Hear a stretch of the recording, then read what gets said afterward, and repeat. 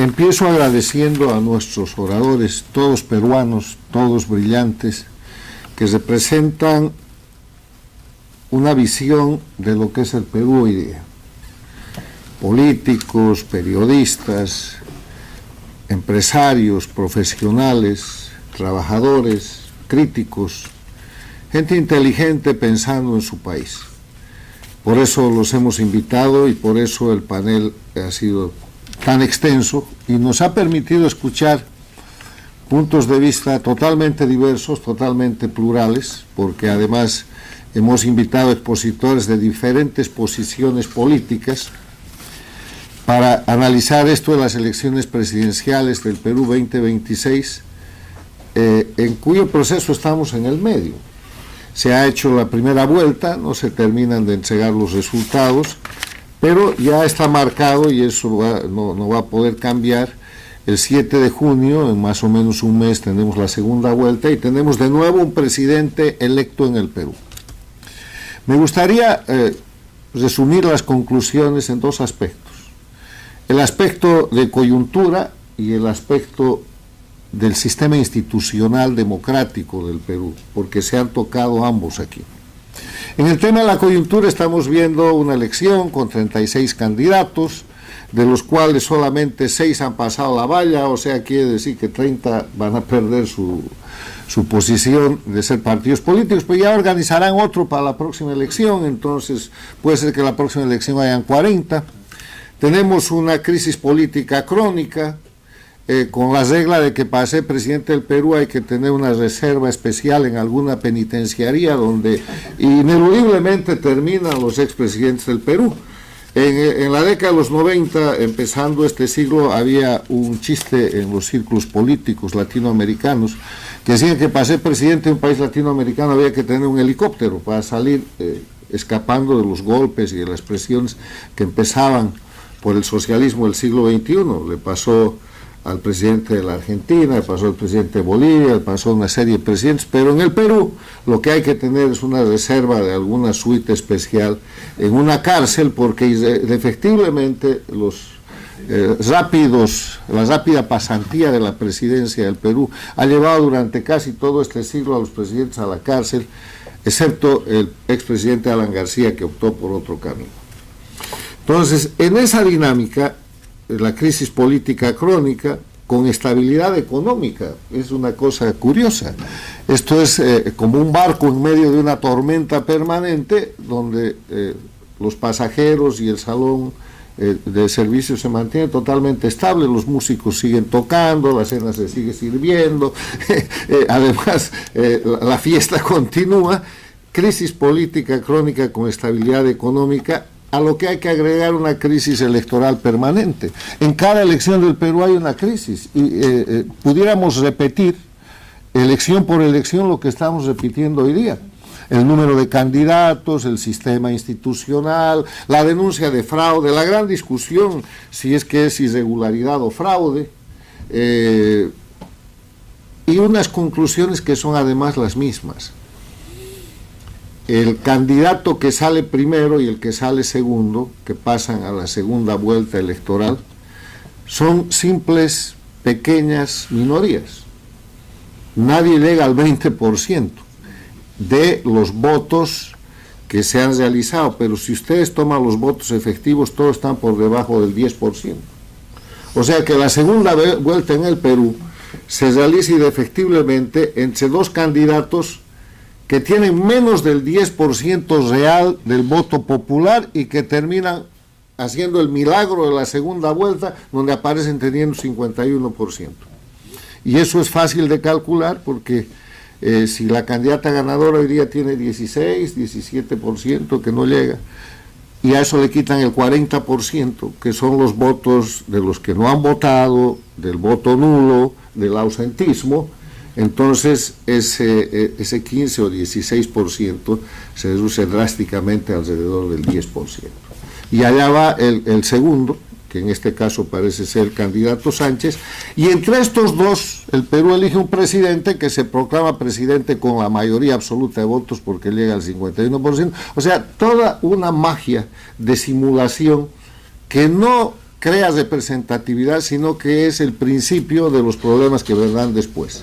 Y y lo que viene después es que junto al presidente, así electo, en la primera vuelta se han elegido los congresistas, ahora senadores y diputados, en un sistema semiparlamentarista. ¿Qué quiere decir el sistema semiparlamentarista?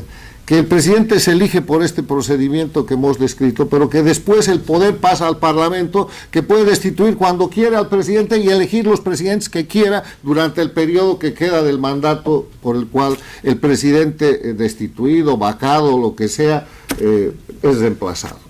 En eso constituye el semiparlamentarismo en el Perú. El pueblo elige con este juego de espejos maravillosos de formar de una primera minoría súper relativa una mayoría absoluta, y después el Congreso tiene en sus manos el cambio del presidente cuando quiera. Ese es el tema. Y en medio de ese tema tenemos una cuestión internacional muy importante que aquí no se ha mencionado, sino indirectamente con esto que la mano que mece la cuna, ¿no? El tema es que durante lo que va del siglo XXI, la confrontación en la región ha sido la de la expansión de las dictaduras con el título de socialismo del siglo XXI, básicamente el crimen organizado liderado por Cuba, que instaló dictaduras en Venezuela, Bolivia, Nicaragua, el Ecuador con Correa, y que instaló gobiernos paradictatoriales en toda la región, incluyendo en un momento en el Perú, con Ollanta y otros. Gobiernos paradictatoriales que son gobiernos elegidos en democracia, pero que sirven a las dictaduras. Y ese proceso ahora está herido de muerte. Está herido de muerte porque Estados Unidos ha cambiado su política interna y su política exterior, ha promulgado el año pasado su estrategia de seguridad nacional y opera en consecuencia. Y el operativo más importante, además de la Lanza del Sur, del Escudo de las Américas, ha sido la captura de Nicolás Maduro, el dictador narcoterrorista, el 3 de enero pasado en Venezuela, hoy el reo Maduro. Y están llevando adelante un proceso de desmontaje de la narcodictadura venezolana con sus propios mafiosos. Un proceso del que hemos comentado, pero que vendrá en otro momento, pero que tiene un efecto extraordinario en las Américas y en el mundo, porque ha dejado a China sin petróleo, ha dejado venezolano, ha dejado a Cuba sin subvención, sin petróleo venezolano, ha dejado a las elecciones regionales sin el dinero de Venezuela, está desmontando los contactos del narcotráfico. Todo lo que se ve en las Américas es un operativo en Bolivia donde capturan a Marcet, el narco que vivió por décadas en Bolivia bajo el amparo del narcoestado que montó Evo Morales en el sistema del socialismo del siglo XXI. En México han empezado a hacer capturas con un discurso extraordinario de la señora Sheinbaum de soberanía, pero empezando a aplicar la ley. Hay un gobernador mexicano y otra gente acusada para ser juzgada en Estados Unidos, y así sucesivamente. Ha cambiado la geopolítica y ha vuelto el principio, a partir de la seguridad de los Estados Unidos, de la seguridad nacional de los Estados Unidos, que resulta ser la seguridad nacional de todos los pueblos de las Américas, ha venido el principio de aplicación de la ley, de la no coexistencia con la delincuencia organizada que tomó y suplantó la política y que controlaba y todavía controla gobiernos. Todavía controla el gobierno de Cuba, todavía controla el gobierno de Nicaragua y controla los sistemas de Venezuela y de Bolivia, donde la gente que está en la operación del gobierno de Venezuela sigue siendo parte de la mafia, sometida a tutela. Y en Bolivia hay un presidente de buena voluntad, pero la mafia es dueña de toda la estructura y del sistema. Entonces, en ese escenario, en las elecciones de este año en el Perú, ¿qué se disputa? Se disputa si en el Perú va a continuar la agonía del socialismo del siglo XXI o si van a lograr poner un parapeto para retener el espacio del gobierno peruano, que es muy importante en este proceso de quiebre del socialismo del siglo XXI. Acaban de perder Chile, han perdido Honduras, van a perder Colombia y Brasil, que son dos gobiernos paradictatoriales importantes, entonces están apostando a ganar el Perú. Y por lo que aquí se ha dicho, la segunda vuelta entre la señora Fujimori y el señor Sánchez representa ese eje de confrontación. Fujimori representa de alguna manera la democracia, la libertad, y el señor Sánchez ha sido presentado como el representante del socialismo del siglo XXI. O sea, Sánchez, si gana la elección, será el encargado de formar en el Perú un gobierno paradictatorial, hasta que lo vaquen, porque seguramente un poco más inteligente que Castillo, que parece que está detrás de él, durará unos meses más, pero creará un problema muy serio. Y entre las cosas graves que este señor ha dicho, que se registran en la prensa, es que va a destituir al autor de la estabilidad y el crecimiento económico peruano, que es el presidente del Banco Central. O sea, eso ya les puede dar el anuncio de lo que se viene. O sea, dejo el aporte internacional, porque además es poco probable que si Sánchez llega a la presidencia sobreviva bajo la presión de la nueva geopolítica norteamericana, donde se espera que el Perú forme parte del escudo de las Américas de manera inmediata y que además tome acciones muy serias respecto a las inversiones chinas para reemplazarlas por inversiones americanas. En eso estamos. Ahora paso al tema institucional de fondo y con esto termino. Esta historia del Perú en crisis política crónica, con estabilidad económica, con crisis electoral permanente, puede cambiar hacia la mala, perdiendo la estabilidad económica. Pero para evitar estas crisis se necesita una reacción institucional que fortalezca la democracia. Y yo creo, después de haber estudiado esto por años y de haber observado elecciones en el Perú y haber escuchado a los intelectuales de diferentes rubros peruanos, que el tema consiste en el sistema semiparlamentario, porque el pueblo elige el presidente con el juego de espejos que les he descrito, y después el parlamento es el dueño del poder. Y es un parlamento fraccionado. Es un parlamento que representa el fraccionamiento y la multiplicidad de opiniones, el pluralismo, y que tiene que reflejar la confrontación de los intereses del pueblo peruano, pero que se expresa cambiando presidentes porque tiene la potestad de hacerlo.